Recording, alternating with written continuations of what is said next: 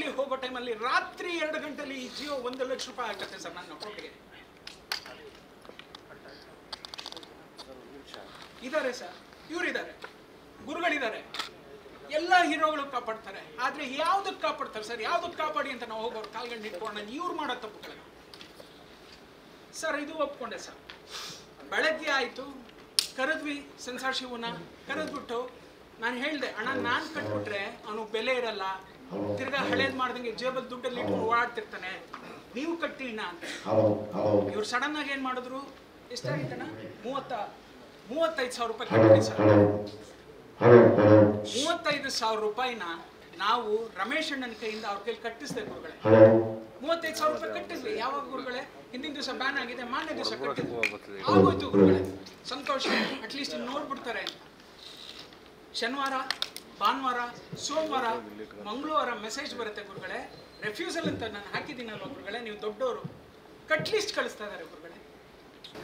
ಶುಕ್ರವಾರ ban cinema, cut list raise ಮಾಡೋ ಸಾಧ್ಯತೆನೇ ಇಲ್ಲ, ಇತಿಹಾಸದಲ್ಲಿ ಇಲ್ಲ. ಕಟ್ ಲಿಸ್ಟ್ ಮಂಗಳವಾರ ನನ್ನ ಮೊಬೈಲಿಗೆ ಬರ್ತಾ ಇದೆ. ಹೆಂಗಯ್ಯ, ನಾನು ದುಡ್ಡು ಕಟ್ಟಿದ್ದೀನಲ್ಲಯ್ಯ ಶುಕ್ರವಾರನೇ, ಕಟ್ ಲಿಸ್ಟ್ ಯಾಕಯ್ಯ ಬರುತ್ತೆ? ಇನ್ನೊಂದ್ಸರಿ ಯೋಚನೆ ಮಾಡಿ ಸರ್. ನಾನು ಯೋಚನೆ ಮಾಡಂಗಿದ್ರೆ ಅಲ್ಲೇ ನನಗೆ ಆಸ್ಪದ ಮಾಡ್ಕೊಡ್ಬೋದಾಯ್ತಲ್ಲ. ನಾನು ಕಟ್ಟಿದ್ದೀನಲ್ಲ, ಅಲ್ಲೂ ಕೂಡ ಆ ವ್ಯಕ್ತಿ ನಾನು ಕಟ್ಟಿದ್ದೀನಿ ಸರ್ ಅಂತ ಹೇಳಿಲ್ಲ ಸರ್, ಈಗಲೂ ಮುಚ್ಚಿಟ್ಟ. ಹೋರಾಟ ಮಾಡ್ತೀನಿ. ನಮ್ಮ ಸಿನಿಮಾ ಒಂದು ಫ್ರೇಮು ಕಟ್ ಮಾಡಲ್ಲ, ಅದೇನಾಗುತ್ತೋ ಹೋಗ್ತೀನಿ ಅಂತಂದ್ರೆ ಬುಧವಾರ ಬೆಳಗ್ಗೆ ಕೊಟ್ಟಿರೋ 35,000 ರೂಪಾಯಿ ಕಟ್ತಾರೆ ಸರ್.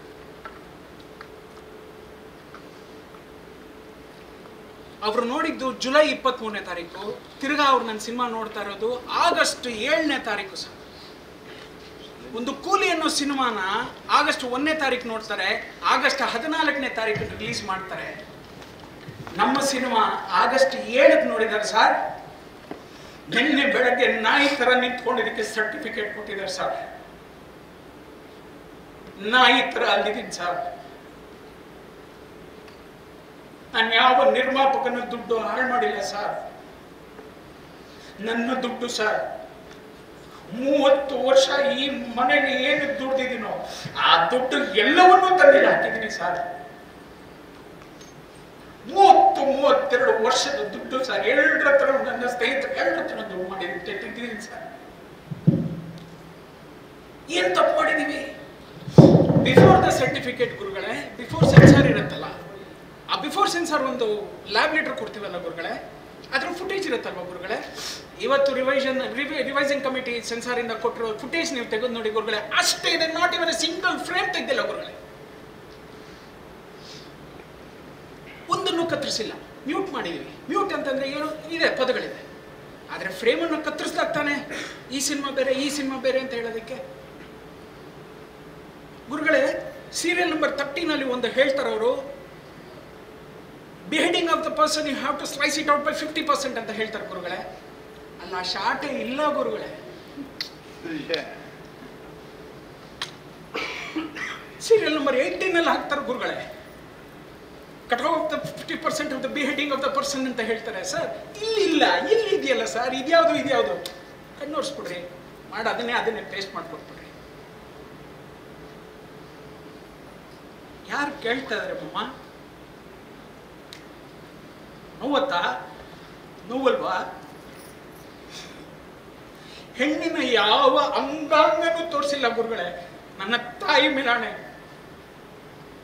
ಒಂದು ಅಂಗಾಂಗನೂ ತೋರಿಸಿಲ್ಲ ಗುರುಗಳೇ. ಒಂದು ಹೆಣ್ಣಿನ ಮೇಲಿನ ಒಂದು ಗೌರವಕ್ಕೋಸ್ಕರ ಆಕೆಯನ್ನು ರೇಪ್ ಮಾಡುವಾಗ ಗುರುಗಳನ್ನ ನಿಮಗೆ ಸಿನಿಮಾ ತೋರಿಸ್ತೀನಿ, ಒಂದು ಭಾಗ ತೋರಿಸಿಲ್ಲ.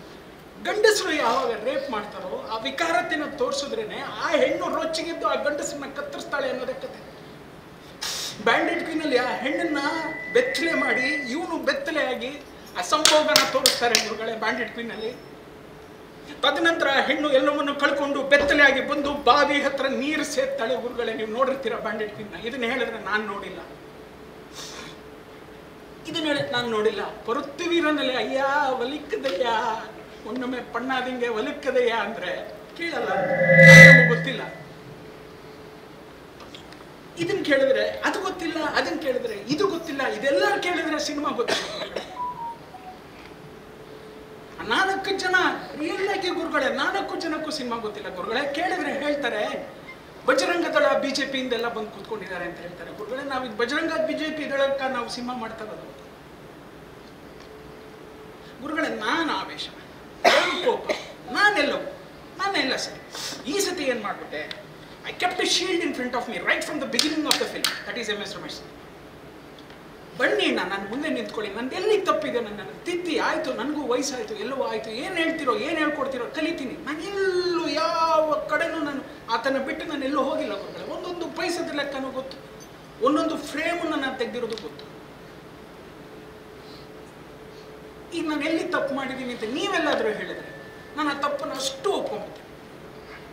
Serial number 13 and serial number 18 it is the same shorts ಅಂತಂದ್ರೆ give it off. Serial number 15 and serial number 12 twice he has done the mistake. I have brought everything. ಇದು ಒಂದ್ ಕಡೆ ಅಲ್ಲ ಸರ್, 2-3 ಕಡೆ ಮಾಡಿದ್ದಾರೆ. ಅದು ಇಲ್ಲದೇ ಇರೋ ಶಾರ್ಟ್ನ ಮಾರ್ಕ್ ಮಾಡಿ ತೆಗೀರಿ ಅಂತ ಎಲ್ಲಿ ತೆಗಿಯ ಸರ್ ಅದನ್ನ? I have marked each and everything, each and every frames I have marked. I have told him these shots and these shots are the same. This shot and this shot is same. ಅದನ್ನ repeat ಮಾಡಿ ಕೊಡಿ. ನಾನೇನು cinema ಮಾಡಲ್ವಾ? ನೀವು ನನಗೆ sensor, ಆಮೇಲೆ ನನಗೆ ಗೊತ್ತಿಲ್ಲ ನನ್ನ ಹೆಸರನ್ನ ನೀವೇನಾದರೂ ಸೆನ್ಸಾರ್ ಆಫೀಸ್ನಲ್ಲಿ ರವಿ ಶ್ರೀವತ್ಸ ಅಂತ ಶಾಸನ ಬರೆದಾಕೊಂಡಿದ್ದೀರ ಅಂತ ನಂಗೆ ಗೊತ್ತಿಲ್ಲ. ಯಾಕೆಂದರೆ ಇದು 5ನೇ ಸಿನಿಮಾ. ನನಗೆ ಬೇಡವೇ ಬೇಡ ಸಿನಿಮಾ, ಸಾಕು. ನಾ ಮಾಡೋದೆಲ್ಲ ನೀವು ತಡಿತೀನಿ ಅನ್ನೋದಾದ್ರೆ ನಾನು ಏನಕ್ಕೆ ಮಾಡ್ಕೋಬೇಕು? ನನಗೇನಿಲ್ಲ ಅಂದರು ಕಾಷಾಯ ಇದೆ, ನನಗೇನಿಲ್ಲ ಅಂದರು ಮಂತ್ರಾಕ್ಷತೆ ಇದೆ, ನನಗೇನಿಲ್ಲ ಅಂತಂದ್ರು ಕಾಶಿ ಇದೆ.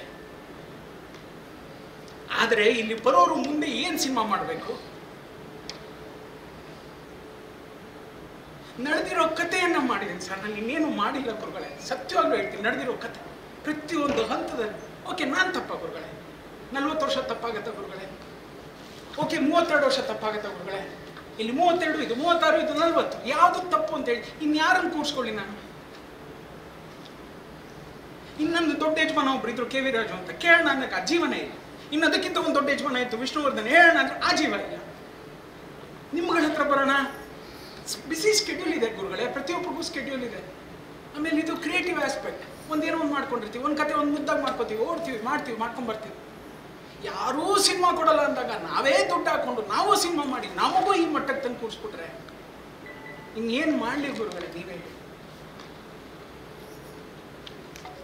ಅವ್ರ ಹತ್ರ ಮಾತಾಡ್ತಾ ಇರ್ಬೇಕಾದ್ರೆ ನಮ್ಗಳಿಗೆಲ್ಲ ಬಾಯಿ ಒಣಗತ್ತೆ. Even we are age now. I am into 57. ಹೆಚ್ಚಾಗಿ